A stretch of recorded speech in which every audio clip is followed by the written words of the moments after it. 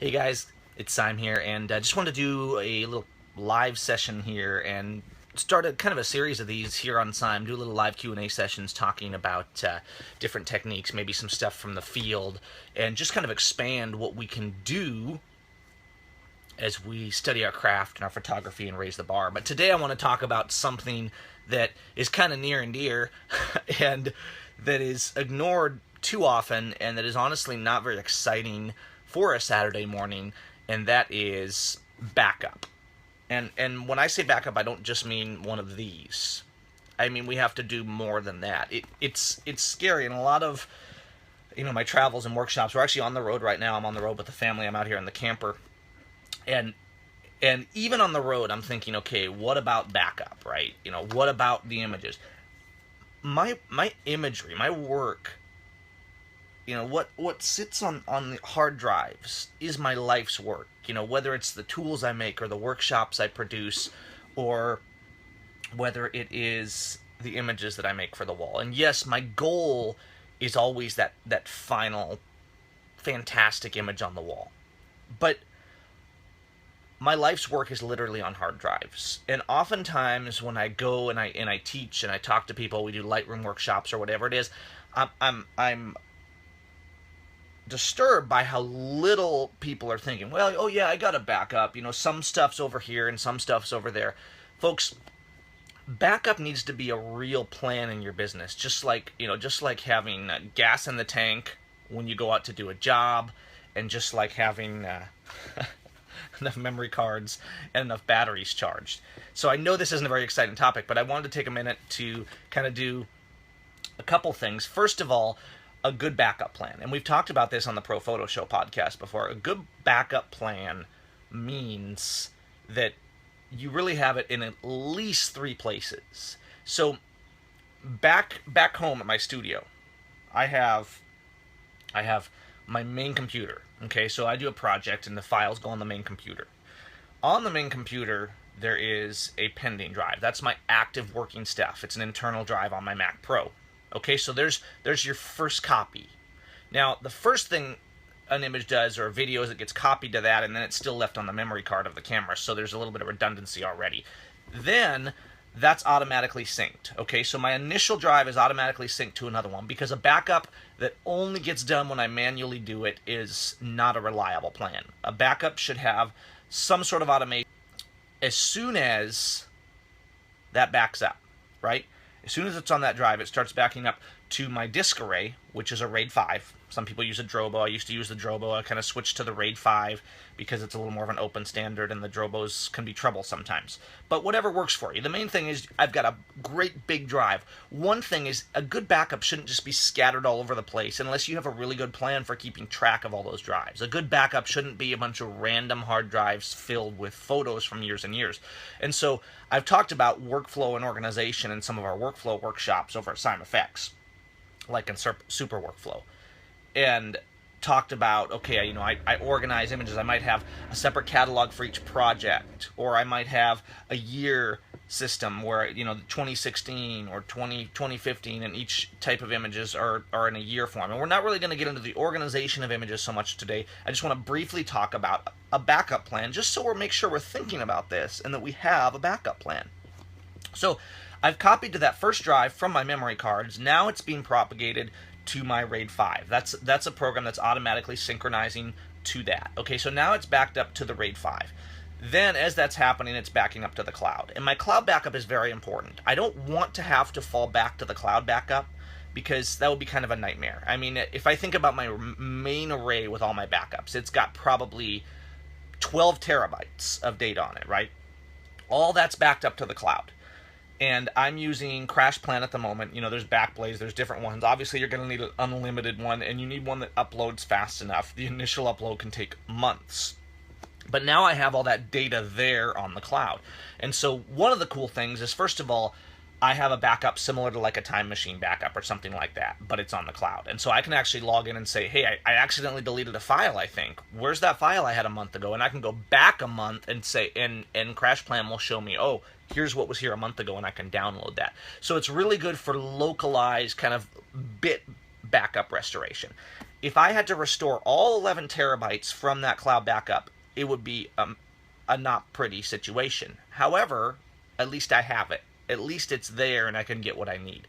So the cloud backup's very important to me, and I always monitor and kind of make sure, okay, is the cloud backup maintaining? Even if it's a little behind, is it maintaining? So now I have it in 3 places already. I have it on the pending drive, the main drive, and the other drive. Now eventually, once the project is no longer a critical project, once my portrait is done or my current project is finished, that'll be moved from the pending drive and just archived on that RAID array and will be off the pending drive. But bear in mind now, the pending drive is backed up to the cloud as well. The RAID is backed up to the cloud, so all this data is on the cloud, and I can actually go back and say, oh, here's what was here a year ago, and restore that from the cloud. So I have 2 local copies now and a cloud copy. Then what I actually have is a copy of that RAID array, and that's my offsite backup. And actually one of the biggest things when I'm on the road, because when I'm on the road I can't do a cloud backup just from my cell phone, not enough data. And so I have my main hard drive, right, that I'm copying things to from my camera. This is a little 4 terabyte portable hard drive because I need a lot of space when I'm on the road. But then I have an exact copy of this. So I'm actually cloning this, so I have 2 copies of this with me. If this one fails, I have an exact one here, and that is a manual backup. So my backup on the road isn't quite as intense. I have my memory cards, I have what I copy to, and then I have this backup. And of course I can send things back home over the cloud that are super critical, or I can upload them somewhere. But I at least have that maintenance even when I'm traveling. Then back when it gets to the studio, it'll go on to the drive, the working drive, go on to the RAID drive, which will go onto the cloud, and then the final backup will be a manual backup of my entire RAID array to a duplicate version of the RAID array that's kept at an offsite location. And so that's not an everyday backup, but that's brought in every now and then, and basically, the RAID at the studio is copied to that RAID. So now there's actually 2 offsites. I actually have my main copies at home on the RAID.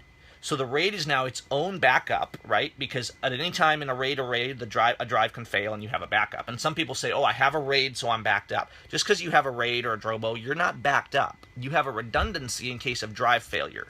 That's really not a backup. A backup is a complete copy of everything. And a complete backup is that, and as well as some sort of an off-site complete backup. Because let's say you have a fire, right? You'd say, oh, I have a Drobo, I have a RAID array. Well, if you have a fire, that's gone. Because you don't just lose one drive, you lose all of them. What if you have, something go catastrophically wrong with the device? You've just lost all of them. What if you have somebody steal your stuff? I mean, imagine your life's work sitting in a little box just in your office, and you don't have a backup. Think about that. It's pretty crazy. So it's easy to get lax on this stuff because it's like, oh, I don't want to have to buy 2 RAID arrays. That's expensive. I don't want to have to buy two hard drives. So yeah, kind of every time I upgrade my system in some way or another, I'm kind of doing it twice, and that can be a little expensive and annoying. But you know what? The cost of data and storage compared to the cost of our equipment, of our training, and of what we do is nothing. It's just part of the cost of doing business. And so if we can't even handle that, we're probably not prepared to deal with what's going to come in a professional level photography. And if you're okay with the idea of everything that you've ever done with your photography being lost tomorrow, then don't back it up. Just keep your local RAID array or your Drobo, and hopefully it'll be good enough. It won't be. You'll lose it eventually, or you'll lose some of it eventually. And unfortunately, a lot of people really do have to learn this the hard way. But I'm just saying this to kind of remind us. And if anybody has any questions, we don't have a ton of people in the live stream right now because it's Saturday morning, everybody's out having fun, and here I am talking about backup. I mean, come on, Gavin. But I just thought, well, hey, let's try the live stream. Hopefully we'll do some more of these if people like the idea, and maybe do some out in the field too where I have internet, because I carry quite a few internet cards with me to try and keep connected when we're on the road, and so some fun stuff can come of that. But backup system, bottom line, you drive backup with some redundancy, ideally. But at the very least, you need your primary backed up locally, and you need your primary backed up off-site, and you need your primary backed up in a third location, whether it be locally or in cloud or something like that. That can be your third location. You need at least 3 copies in case 2 fail, and at least one of those copies needs to be off-site. And don't consider a RAID array to be a complete copy. All that is a protection in case a drive fails. A RAID array or a Drobo is really not a backup of your data, because that whole system cannot fail without you losing everything. Only one of those drives or two of those drives, depending on what kind of array you have set up, can fail. That's not a backup. That's a redundancy to keep your workflow going, to keep you moving. So if something does fail, it doesn't take you a week to get everything back together. And that's great. A drive fails, you stick another one in. And so that's a good start.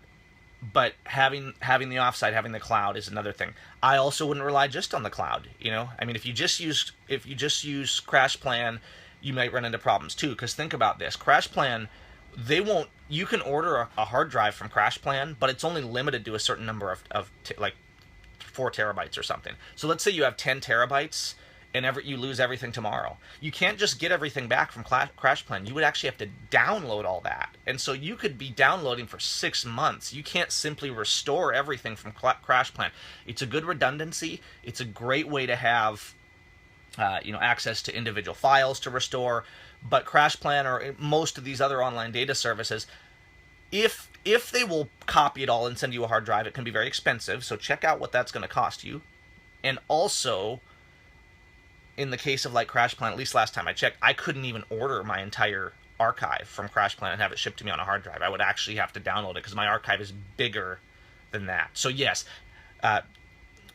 Garrett, agreed. Have a local backup, and then have an offsite backup, and then somewhere you need a third backup in that mix. There should always be 3, one way or the other. Maybe it's just your main drive on your computer or your portable drive or something like that. And so you can decide how intense you want to get with it and how finessed you want it. But the bottom line is, for primary stuff, always have 3. Sometimes when you're on the road, you don't have quite that many. And just bear in mind, even if I know I'm at risk, even if I only have 2 copies of this on the road. And I'm even at more risk because I don't have an off-site. If I just did something down at the beach and now I'm on the road, and if the RV gets stolen or burns down, right, I'm still out. I'm not out my life's work, but I'm still out whatever work that I can't save, that I can't recover, that I haven't backed up elsewhere. So your work, your archives, and your past work are only as good as your backup and where you've placed them. So anyways, I could go on about this. I just wanted to pop this up there this morning to play with this, the live stream, and just to talk about and kind of get us thinking. Backup, backup, backup. Just like we should have backup plans when we're out in the wild, we should have backup plans for our images and our data, and backup plans for the backup plans, and just 3 copies, make sure one is off-site. And that's going to be pretty solid. And keep them as organized as possible so you can actually find them when the day comes. All right, I know it's Saturday. Let's go out and take photos and have some fun instead of worrying about backup. But maybe worry about backup just a little. All right, guys, take care.